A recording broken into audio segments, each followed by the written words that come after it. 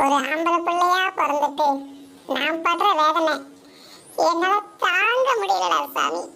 படி ஏற விடுறதும் ஓட விடுறதும் ஆட விடுறதும் என்னால முடியல.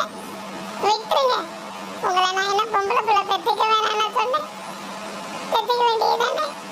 அதை விட்டுட்டு எனக்கு பொம்பளை வேஷம் போட்டு படுத்துறாங்க.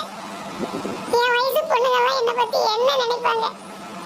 பேர் கூட பாரு, அப்படியே ஆம்பளை பிள்ளைன்ற மாதிரி பேரும் திருப்பி கூப்பிட்டா பொம்பளை பிள்ளைய வர மாதிரியும் வச்சிருக்கீங்க. பேரு அமுதன்னா கூப்பிடுறவங்கலாம் என்ன அமுதா அமுதான் தான் கூப்பிடுறாங்க.